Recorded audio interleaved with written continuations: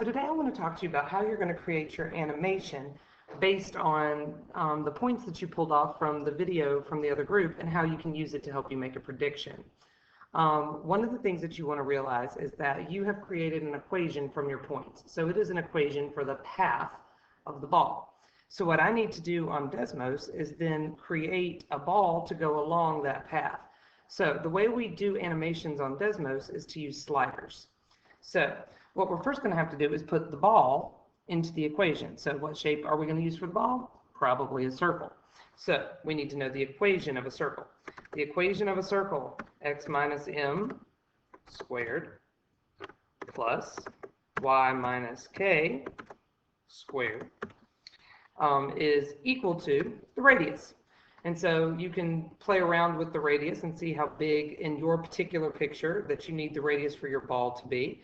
Might be something like 0.05, might be 0.1, might, it's going to be different things depending on the size of your picture. However, notice there's a lot of variables here. So when you do a lot of variables, what Desmos is going to ask you is, do you want to add a slider?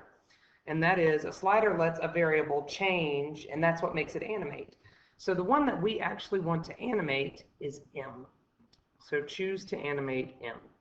Now, still not enough information for it to graph it because it doesn't know what K is. And so that is where you want to add the equation that you found for your ball.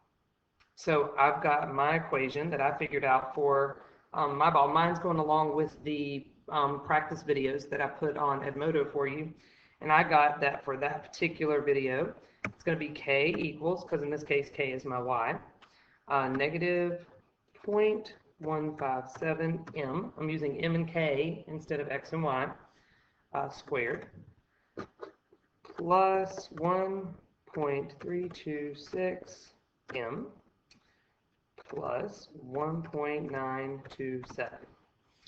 And so now I have a ball. And if I hit play on my slider, you can see that my ball is animated. Now, it is going from -10 to 10. So you notice it's going all kinds of over the place. I don't necessarily need for it to go over here into, the ground.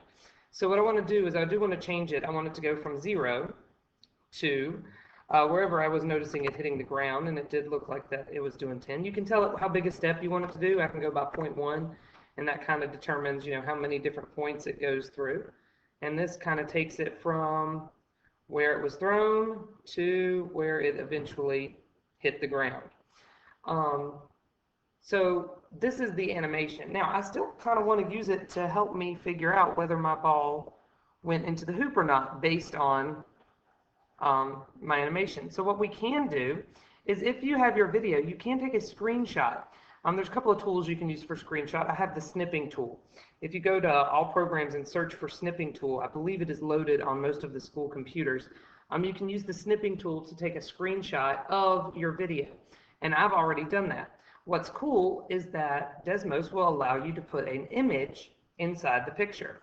So if I go into the image here and I pull my screenshot of the background of my video, it's going to put it into the picture. Now, notice that it automatically centers it at 0, 0. Well, the center of this wasn't at 0, 0. In fact, if I look at it, it looks like it was at about like 3.8, just a little less than 4, like 3.5, 3.9, something like that. If you go up to your picture, you can see that it's got a place for you to put your center. And so if I move my center to 3.5, 3.8, now it's a little more up there where the picture is. I want to make sure that it is starting where the ball was. Oh yeah, that's like right where the ball was. So now I've got my picture in the background, and I've got this animation going on. I can't change the color of my ball. My ball's not showing up very good. So if I click here, it can turn it off. But if you go to settings and click on the color, maybe I'll choose a lighter color, something orange. Maybe that'll show up a little better. You can choose the color that you want it to be, and so it can show up. You can mess around with the color. And so looking at mine, It goes from the beginning, it goes up, and based on mine, based on my equation, that's not going through the hoop. Now, if you go back and watch the full video, theirs did go through the hoop. And so my guess is I was having a really hard time getting points because they didn't have the ruler that went across. You guys all made the ruler that goes across, so you should have much better points for making your equation, and you'll get much better results.